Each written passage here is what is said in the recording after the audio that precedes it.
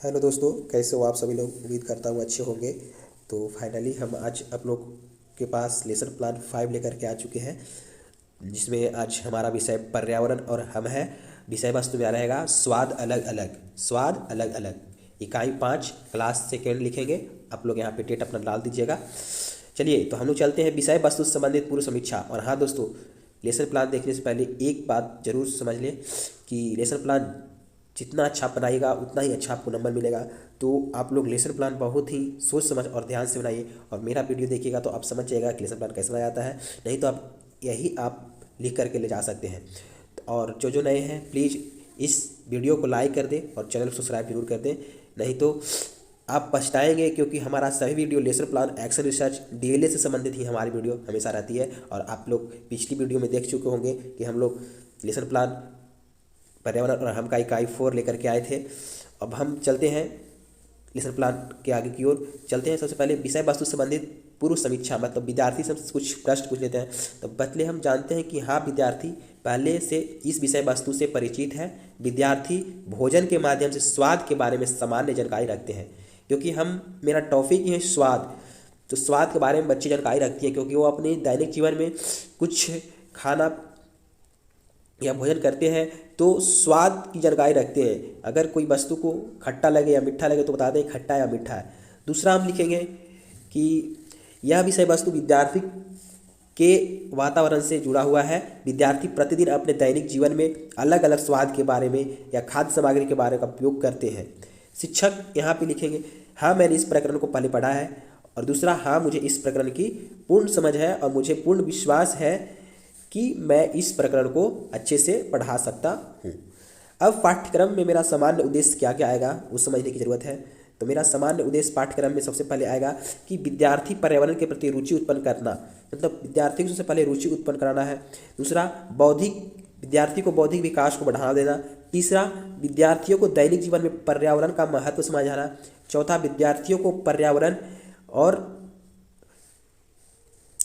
के प्रति जागरूकता पैदा करना।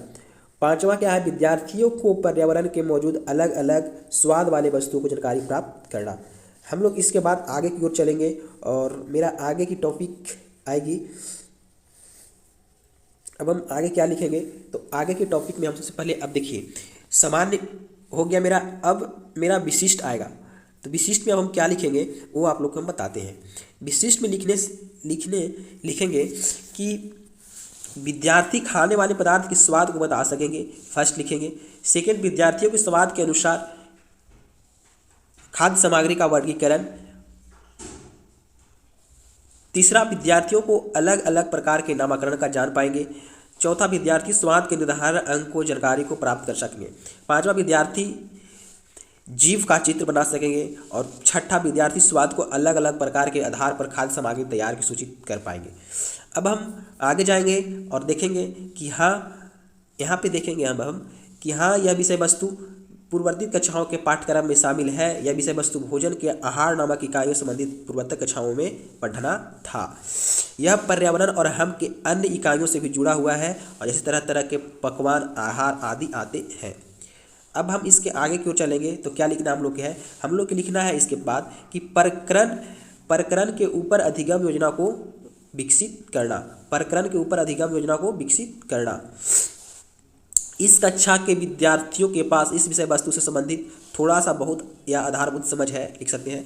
फिर हम चलते हैं आगे की ओर कि विद्यार्थियों को यह विषय वस्तु इसलिए पढ़ाना चाहिए क्योंकि इस विषय वस्तु के माध्यम से विद्यार्थी स्वाद और पेय पदार्थ की जानकारी को प्राप्त कर लेंगे। यह विषय वस्तु के माध्यम से विद्यार्थी स्वाद का निर्धारण करने वाले शारीरिक जानकारी अंक कर पाएंगे। अब हम इस विषय वस्तु के स्वाद के अलग अलग प्रकार, स्वाद का निर्धारण करने वाला अंग, स्वाद का वर्गीकरण आदि का मूल्यांकन सम्मिलित है। अब हम आगे की ओर जाएंगे। अब हम देखिए इस विषय वस्तु के माध्यम सहायता से विद्यार्थी संज्ञानात्मक, रचनात्मक और प्रयोगात्मक कौशल का विकसित होगा। बच्चे मतलब इस टॉपिक को पढ़ेंगे तो क्या होगा, तो संज्ञानात्मक, रचनात्मक और प्रयोगात्मक कौशल का विकसित होगा। अब हम प्रयोगात्मक विधि में जाते हैं। तो मैंने इस विधि को इसलिए चुना है क्योंकि इस विधि के माध्यम से स्वयं उस वस्तु का प्रत्यक्ष अनुभव करते हैं। अनुभव के आधार पर बच्चे सीखी गई वस्तुओं को बहुत दिनों तक याद रखती है। इसके बाद हम आगे की ओर जाएंगे। सामूहिक कार्य में हम क्या करेंगे, सामूहिक कार्य में हम लिखेंगे कि इस विधि के मैंने इसलिए चुना क्योंकि इस विधि को द्वारा वस्तु जानकारी पूरे विस्तृत रूप से दिया जाता है। अब विषय वस्तु प्रस्तावना प्रश्न जाते हैं। यहाँ शिक्षक क्रियाकलाप, शिक्षक व शिशु, और यहाँ छात्र क्रियाकलाप में आज हम लोग घर से क्या क्या खा कर आए हैं, टीचर्स पूछेंगे तो लड़के जवाब देंगे या बच्चे जवाब देंगे, हलवा, भुजिया, रोटी, सबके अलग अलग जवाब आएगा, केला, गाजर, चॉकलेट, आम, अचार आदि। फिर दूसरा क्वेश्चन पूछेगा हलवा खाने में कैसा लगा, तो बच्चे देंगे बोले कि मीठा लगा। फिर अचार कैसा लगा था, तो खट्टा लगा था। अब भुजिया कैसा लगा, तो तीखा लगा। तो ये मीठा, स्वाद, तीखा आदि क्या है, तो बच्चे मौन हो जाते हैं, नहीं बता पाते हैं। तो हम लोग को यही समस्यात्मक प्रश्न बन जाता है और यही स्वाद के बारे में हम बताएंगे बच्चों को कि ये स्वाद होता है अलग, इसका आंसर बताएंगे। अब बच्चे को अलग अलग स्वाद के बारे में ही बताएंगे। अब हम आगे की ओर चलेंगे। तो उद्देश्य मेरा आज का यही था कि आज हम लोग अलग अलग स्वाद के बारे में पढ़ेंगे। मेरा टॉपिक आज का यही है। अब हम अपने आगे की ओर चलते हैं और आगे जाने से पहले हम आप लोगों को बता दें कि मेरा चैनल टीचर्स परिवार को सब्सक्राइब जरूर करें, तो आपका हर एक लेसन प्लान आपकी ओर हम परोसने का काम करेंगे। अब हम देखिए पाठ प्रस्तुतिकरण प्रकरण का योजना में हम लेकर के आए हैं। पाठ प्रस्तुतिकरण में हम क्या क्या लिखेंगे अब हम लोग को बताना है। तो अब देखिए पाठ प्रस्तुतिकरण में क्या करना है। तो सबसे पहले अब विषय वस्तु का विश्लेषण करेंगे, फिर छात्र अध्यापक, फिर छात्र क्रियाकलाप, फिर श्यामपट्ट कार्य करेंगे।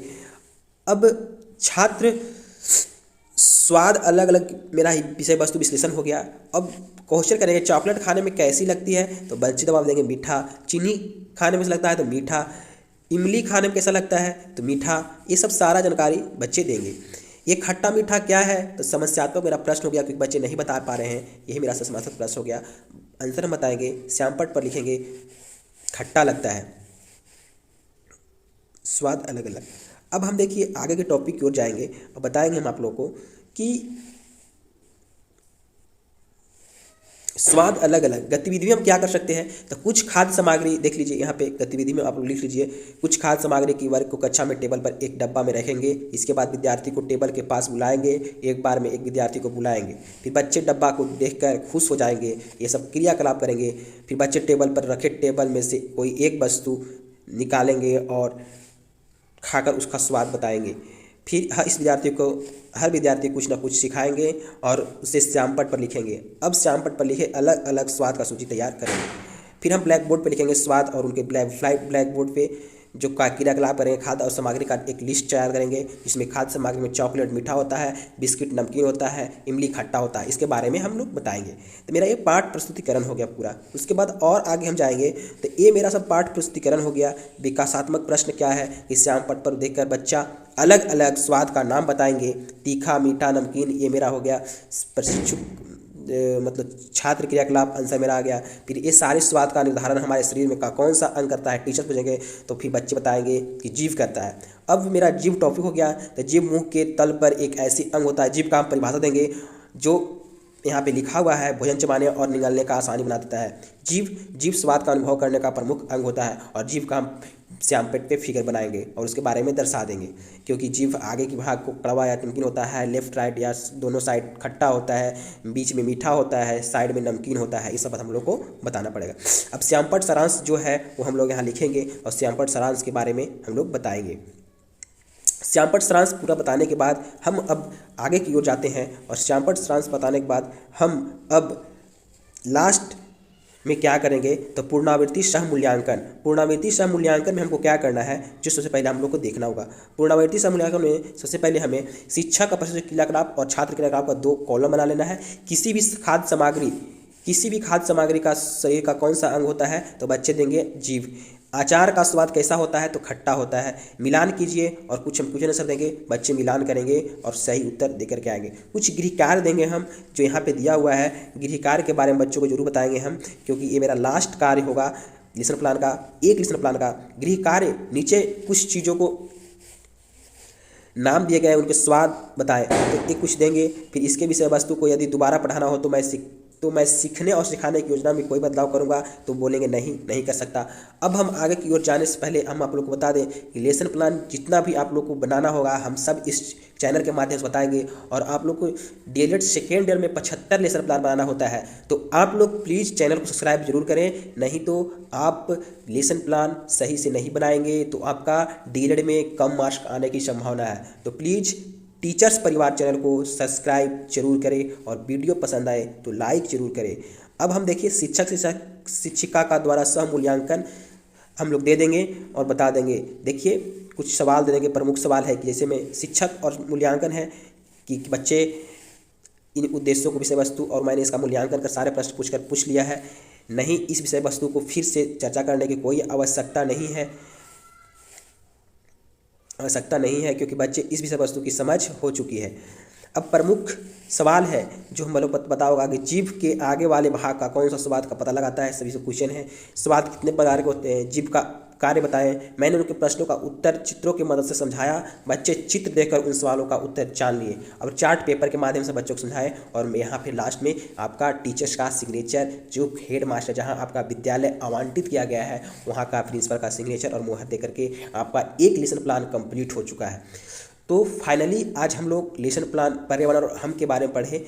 जो लोग नए हैं प्लीज़ वीडियो को लाइक और चैनल को सब्सक्राइब जरूर करें, क्योंकि हम हर एक वीडियो में आप लोग को बताते हैं कि लेसन प्लान कैसे बनाना है। लेसन प्लान अगर आप सही से बना लिए तो आपका जो इंटरनल मार्क्स रहता है वो आप लोग को जहाँ तक कि ज़्यादा संभावना है कि आप अच्छे स्टूडेंट से कंपेयर किए जाएंगे। तो प्लीज़ चैनल को सब्सक्राइब जरूर करें। हम सभी लेसन प्लान इसी वीडियो के माध्यम से और इसी चैनल के माध्यम से आप लोग को देने का प्रयास करेंगे। तो प्लीज़ चैनल को सब्सक्राइब जरूर करें और हमें सपोर्ट करें, तभी आप लोग एक अच्छे प्रशिक्षु कहलाएंगे। क्योंकि आप वीडियो देख के चले जाते हैं और चैनल को सब्सक्राइब नहीं करते हैं, तो प्लीज़ चैनल को सब्सक्राइब जरूर करें। और हम आगे लेसन प्लान मैथ का अगले क्लास में लेकर के आएंगे। थैंक यू सो मच, और चैनल को सब्सक्राइब जरूर करें जाने से पहले। Thank you.